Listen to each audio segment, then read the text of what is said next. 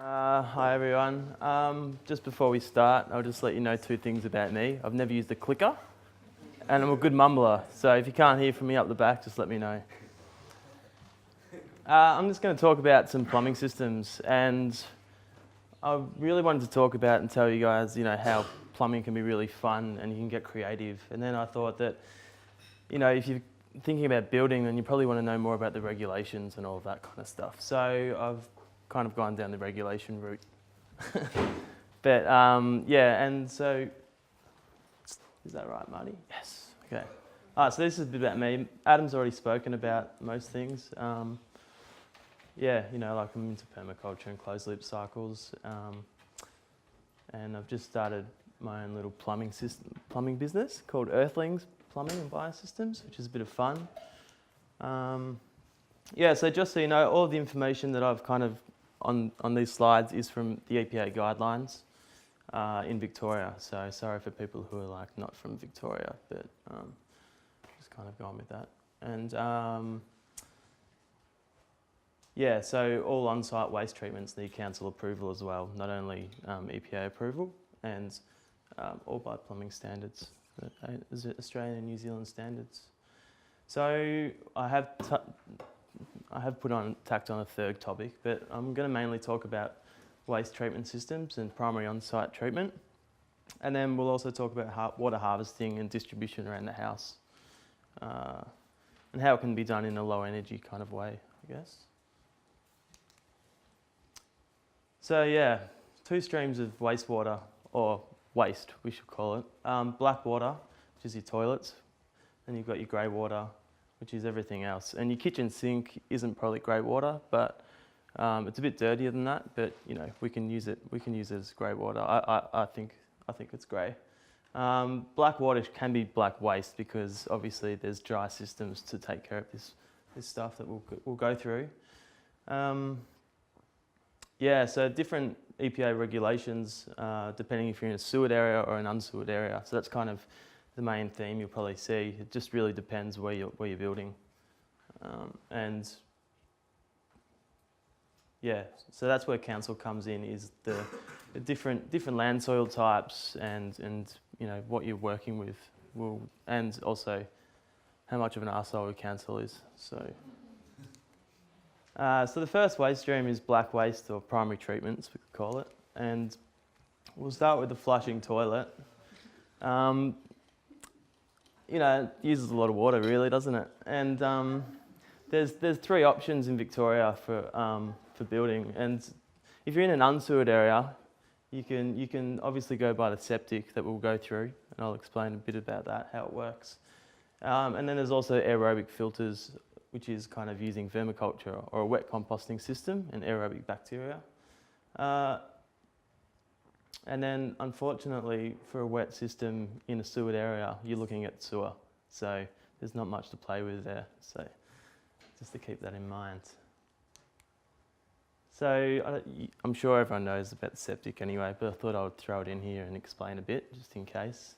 It's probably my environmental science side of things. This is kind of how it works. How do I use this? That's how I work it. This is the first time I've used this, so it's so much fun. See, I can point at it. Look, there's scum right there. No. So this is where all the waste comes in, and this is kind of how it works. So there's no it's an oxygen depleted environment, and so what happens is it kind of produces four products. It produces liquid, your effluent, which is the stuff that gets piped out, and then you get a build-up of scum and a build-up of sludge. Plus it creates methane gas that has to be vented. Otherwise you could, or if you didn't want to vent it and you wanted to, this isn't EPA approved, by the way, but if you wanted to, if you did want to use the gas, biogas, that's an option. And the outlet goes through there. This is how it looks in your garden. So it's all underground. Then you've got these distribution channels, which is absorption trenches. It's just slotted pipe or aggregate with scoria, and it just seeps into the soil. Have I covered everything? So you know, one of the downfalls about the septic system is that you have to get this sludge and the scum out of it, and so you have to kind of get a big shit truck come in and pump it out every 5 to 15 years, depending on what you're putting through. You know, if it's not getting black waste through it, it could be 15 years, maybe even 20. I'm not sure, but when you've got solids going in it, it gets quicker. So that's one of the issues there. The other issue is it doesn't treat it to like the greatest quality. So there isn't a chance of pathogens to be leaching into the environment. Sorry, Rob, so you don't have to line those trenches? Sorry? It's not required to line those trenches? No, it's not. So it's just scoria. So yeah, the effluent just goes into the soil. I think you're saying it's 50. It's got to be away from waterways. So 50 metres away, yeah. 50 metres away, yeah. Yeah. So yeah, at Marty's property on his Earthship, it had to be pumped uphill because there was a waterway below. So that brought in the pump, so it wasn't gravity fed. But that's what you get when you're working in council areas, which is everywhere. So the septic tank, yeah, okay, advantages. So you do get this effluent, which is great because you can still use it on site. So it's not getting just jacked away to Gunnamatta or something like that. Yeah, so you can use it. So it is like a closed loop cycle in a way, but you've still got that pump truck coming with the bad smells. It's quite low energy system though, and it's quite simple design, and it can handle all the waste streams that you want to put in it. And the beauty is you can just use that as a primary treatment. So then you can use like a reed bed or any of the other systems to treat the water to a higher quality, and use it as like an ecosystem service, I guess. Disadvantages, only in unsewered areas. Sludge product, has to be pumped out. Like I said, it can be expensive to install just because you've got to get the tank, the trenches, the plumbing, la-di-da-di-da. It's large area, and as I said, the pathogens can be prevalent. So the other option, instead of the septic tank, is the wet composting system. So this is a horrible diagram, but it's all I could find. But I might just go back and explain it a bit.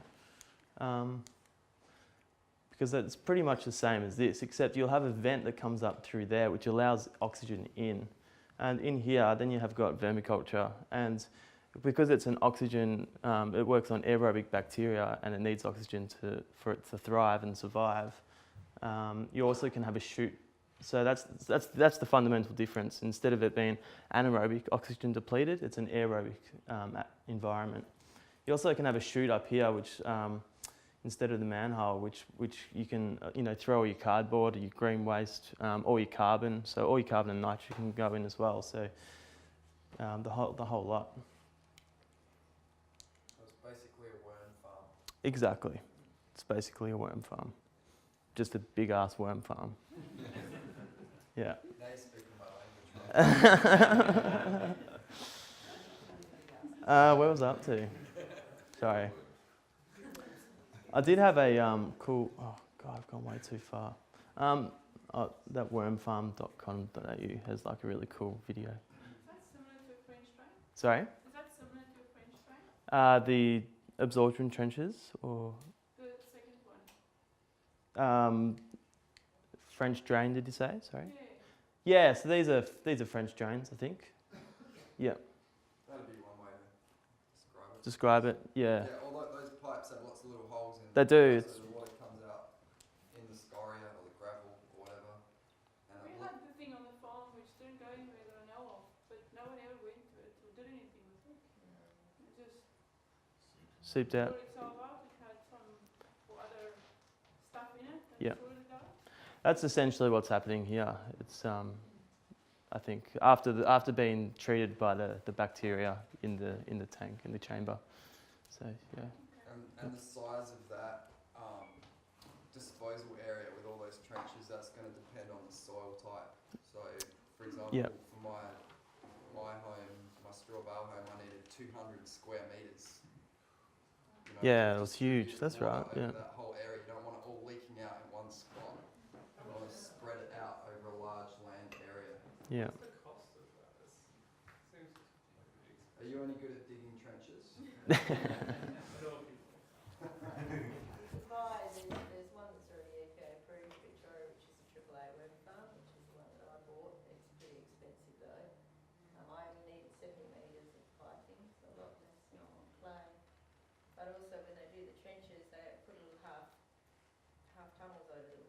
So I don't know whether that helps. I don't know why they did that, but they use all the scurry where they put these little half tunnels Right. over them as well. Very cool. Yeah.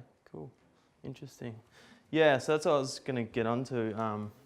Is that it is just exactly the same. You've got these trenches that lets out the maybe we can get more information because I thought I had it, but yeah. So it's effectively the same thing. It's got the absorption trenches, except the reason why I kind of like the idea is because you're getting this liquid fertilizer that's instead of it just being effluent with possible pathogens. We all know how worms break down and the aerobic bacteria. So, it's like a liquid fertilizer for your garden.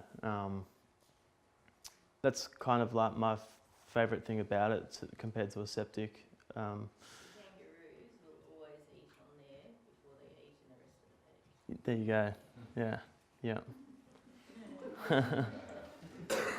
And theoretically, you're not supposed to put your No, in a letter. No, Right. but they don't.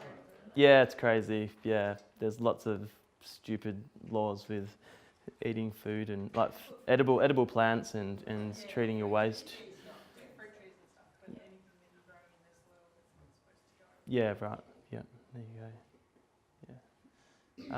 So Sorry, what was that? You're not allowed to put fruit trees on those? no, fruit trees are fine. So subsurface irrigation, which is how septic and your wet composts work, that's fine for orchards. Okay. But if you're going to go like root vegetables or I don't even know about. You're not supposed to put like tomatoes. Yeah, not even tomatoes. Yeah. Edible plants, it's not a tree. Anything that's in contact with the ground. Yeah. Or has the So- potential to be in contact with the ground is not supposed to be planted over. It's Yeah. for human consumption. Right. You're not meant to do that for fruit. Yeah. And yeah, that's kind of the with grey water they have these same kind of laws. Yeah. So, but Don't worry It's- about it. yeah, exactly. Yeah.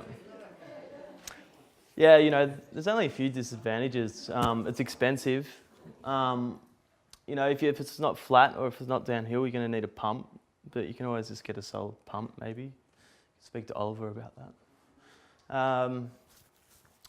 Yeah, and I think one of my issues with it is that it's fixed in the subsurface area, so it can't be transported and used or mobile. It's not mobile, so unless I was just thinking while I was writing this that you could have like a pipe with all the liquid fertilizer coming out and you could just catch it all and then just like put it over whatever plants or use it wherever you wanted, which would be pretty cool. But obviously you wouldn't be telling the EPA or council that. Cost compared to septic? Cost compared to septic, it's probably a bit more expensive, I'd say. Right. Yeah, but I don't think it'd be much different. It's just that you. DIY septic, airship septic. Sorry, unless you did a DIY. Yeah, exactly. Yeah, we could try and build a DIY septic. That'd be fun. Yeah. And councils are fine with either of those two solutions? Yes. Yep. Council fine. If you're in an unsewered area. When you say an unsewered area, do you just mean not an urban area? Yeah, exactly. So Rural or like normally not on the grid as well? yeah, you do. So like I live in Woodies, it's town sewage, but I'm 3 k's out of town and I'm not sewage.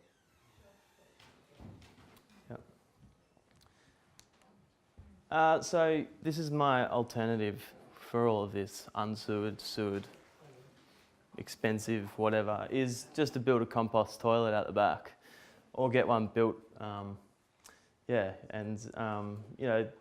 Thunderbox. And they just look cool. This is off Andy's website. Andy's the guy who's got the mobile composting toilet system out there. And yeah, you know, he's actually working through EPA regulations at the moment because there's still something that's holding you up. So anyway, I'll run through this. You've got, it's most logical for me, and there's no water needed, obviously. It creates two fantastic products. One's human manure, which is obviously your compost solids, but you can also capture the urine if you have a urine separator and create a product called Stravite, which is a slow-release fertilizer. It's odorless and it's white in colour, and this is definitely not EPA approved yet. But yeah, if you just add, if you capture urine and add magnesium, and well, it's not that simple, but it, you know, and it produces phosphates and nitrogen. So that's called Stravite, and they're using that in Nepal and other areas of, you know, where they Nepal. Germany as well, yeah. So yeah, huge potential there. If Australia didn't want to, if we decide not to be conservative with our ideas. Do you know, is it illegal for someone to urinate on their lemon tree? I don't know that. But I'd say it probably is, yeah, Andy? Yeah.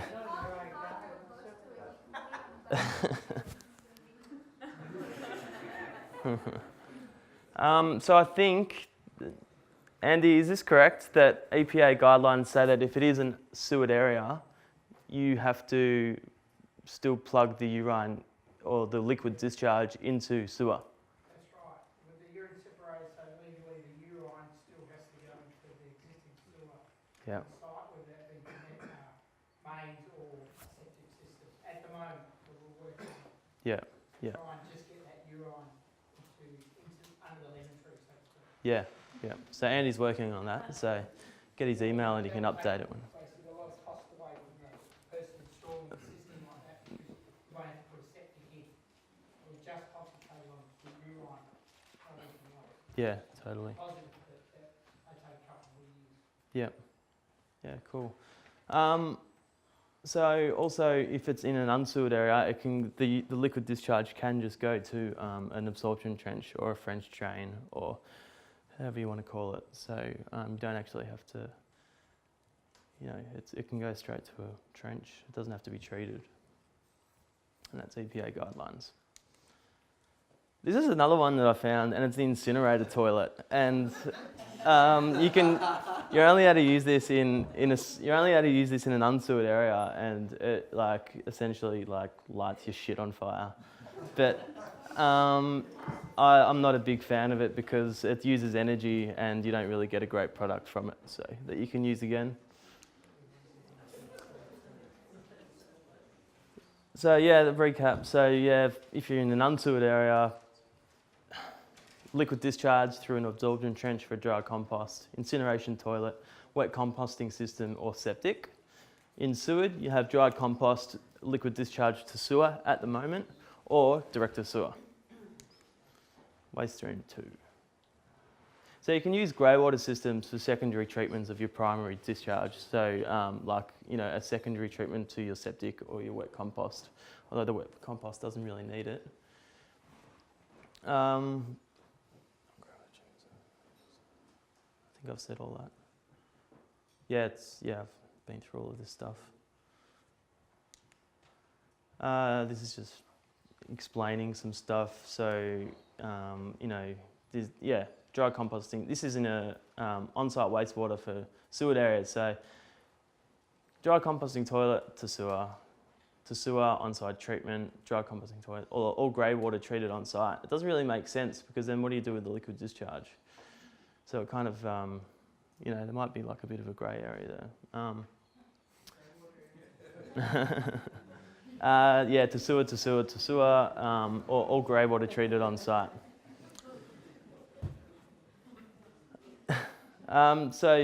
Three standards of, this is getting quite technical here, guys, sorry. There's three standards of secondary treatment of grey water. So you have the 10-10-10, which is 10 milligrams, less than 10 milligrams per litre of biochemical oxygen demand, less than 10 milligrams per litre of suspended solids and E. coli, and less than 10 colony forming units. How about that? Colony forming units. It's like anyway, so this is advanced. This is like, this is like your really, really expensive technology that, is good enough to flush your toilet or your washing machine or wash your clothes with. But we're kind of looking at this stuff, so the 2030-10 and the 2030. So that's more of what we're thinking of in using natural systems to treat your grey water. Oh, God. Yeah, all right. Oh, shit. Okay, I've got to get going. So these are just, these are like your kind of expensive versions, expensive versions of treating grey water. And they're also quite mechanical, and that they can possibly have high energy inputs, so not quite sustainable or good for off-grid living. You've got direct untreated grey water, direct use of untreated grey water. You've got Earthship planter boxes or botanical cells, which is probably my preferred version. It's non-edible because that's what we were talking about before. However, and reed beds also is actually EPA approved, and they're great. And Marty, that works fantastically well, doesn't it? I saw the product. Yeah. It's pretty good. So this is just direct to garden or untreated. So you can just pipe all your wastewater, all your grey water out into like a sump or surge tank, and then pump it out in subsurface irrigation.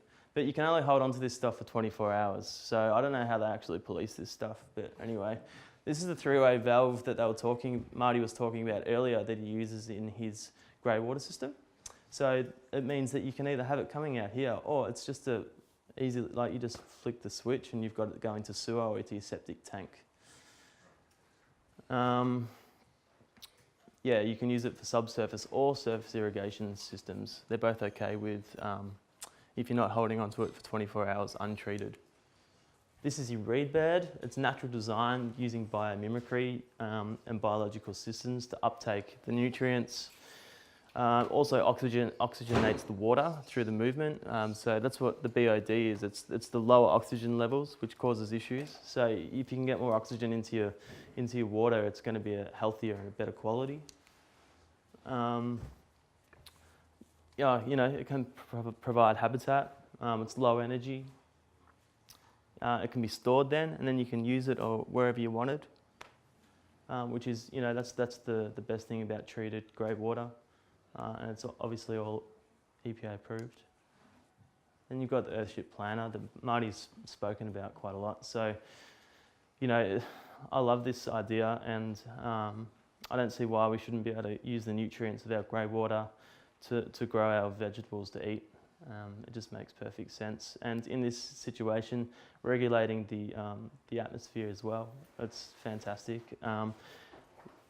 Maybe it's not so needed in some parts of Australia for sure. And that just, comes back to, what Craig's talking about, and just knowing your site and what you want to do, and what, just using the natural environment to what it needs, I guess.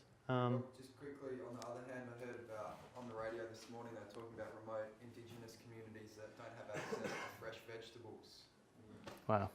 So Yeah. bang, Yeah. problem solved. Yeah. Productive, the most productive you can get. So. One way around the EPA planter box problems be to actually run it through a reed bed outside and then bring it back into the greenhouse. If you can hold on to your treated grey water outside, you could get around it that way. Yeah, definitely. That's a definite option. When reed beds EPA approved, because we've just put in a septic and there was no way our council was going to let us have a reed bed. And that's only in the last 6 months. Well, there you go. So it's EPA approved, not council approved. yeah. There's usually a higher authority than your council, so instead of me going to my council for my Earthship system, because I knew I wouldn't get it through them, I went to the higher authority, which in my case was SA Health, and they also sort of talked to the EPA as well. So, Yeah. The problem with our council is you can't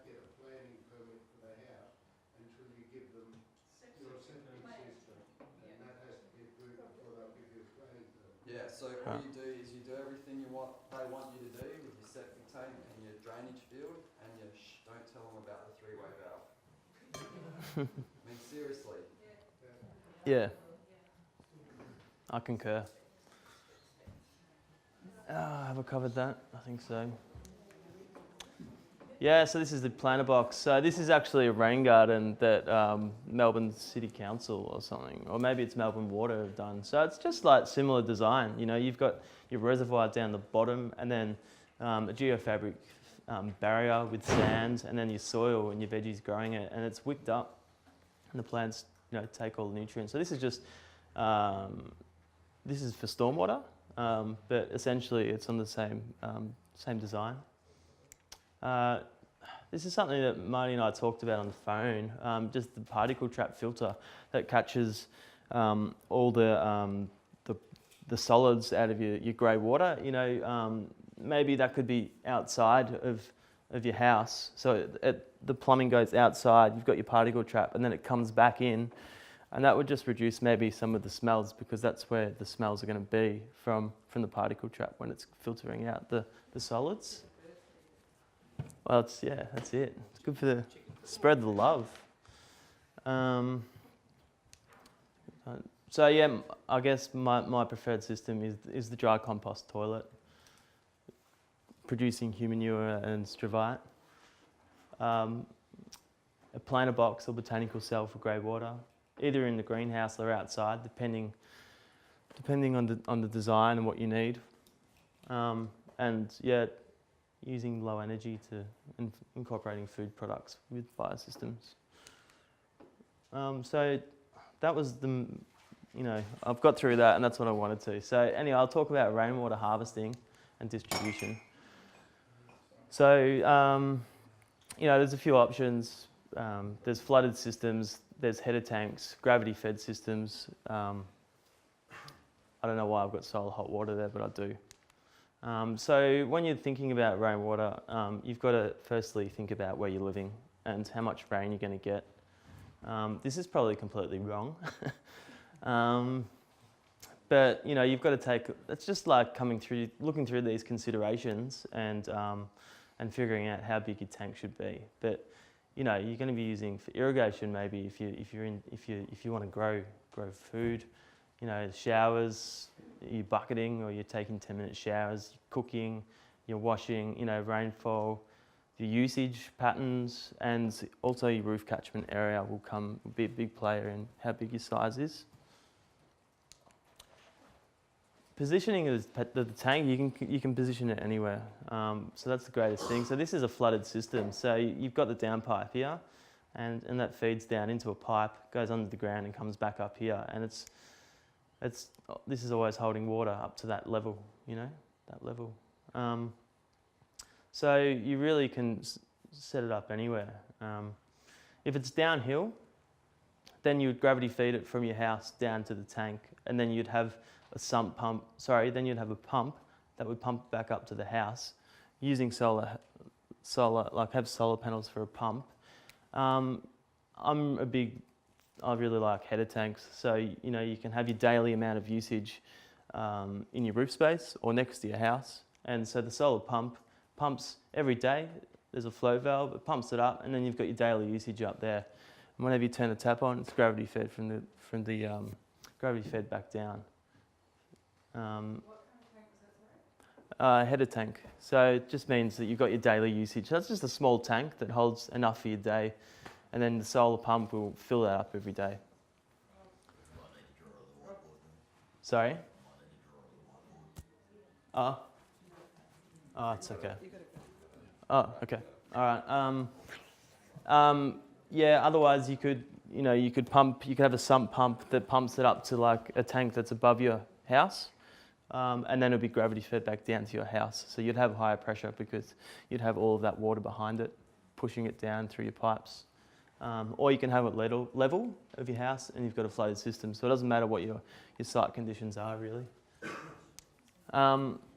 Marty's like the best drawer when it comes to concepts, so let him do it anyway. This is, here we go. I forgot, I've got a diagram. He's got it.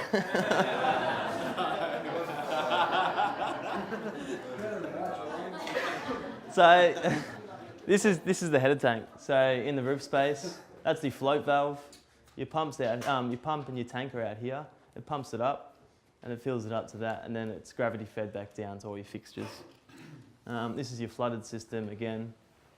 So water comes down from your downpipe over across, and then it's whatever that level is where the water will be sitting in your pipes the whole time. So I'm nearly done. So this is solar hot water, and I don't really know much about solar hot water, but I thought I'd just give you a few little bit of a taster.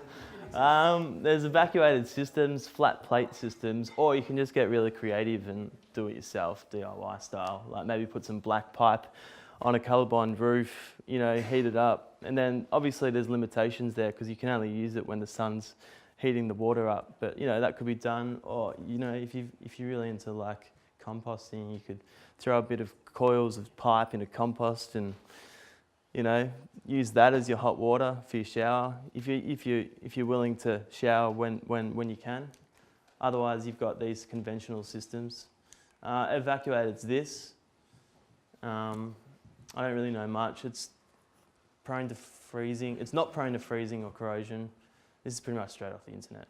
Hey Rob, just go back again. Just to be clear, that's for making electricity, and you could use Whoops. you could use a crap load of them to make enough electricity to heat up your water. So that's another way, isn't it? Yeah. Just by making plenty of electricity. Yeah, totally. Yeah, you could just have it incorporated in your electricity system. Yeah. That's the flat plate system. There's I don't think there's that much. I don't know what's better, but they've both got a few minor differences.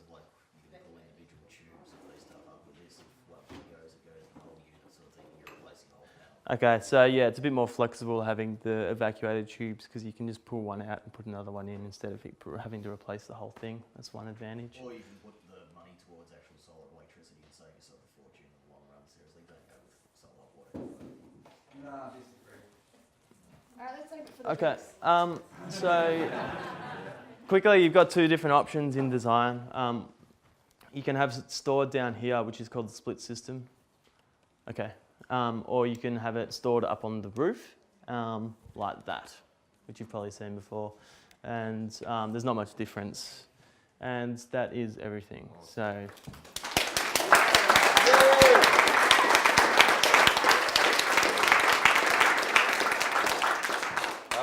Just a couple of questions because we've got to move on to Rach. Sorry, with the water tanks, Marty was saying about the poly tanks being exposed to the sun, that they're not going to last as long as being buried. What's the most economical way of getting around that? You just use the normal poly tanks out in the open and not worry about it? Yeah, I don't know. It's so many different ways because you could put it you could put it in an underground tank, so then it's not getting hurt. Yeah, well, you have to dig a big hole. So yeah. Yeah, that's right. You can build it out of tyres, car tyres. So Marty's done that. It's 40,000 litres.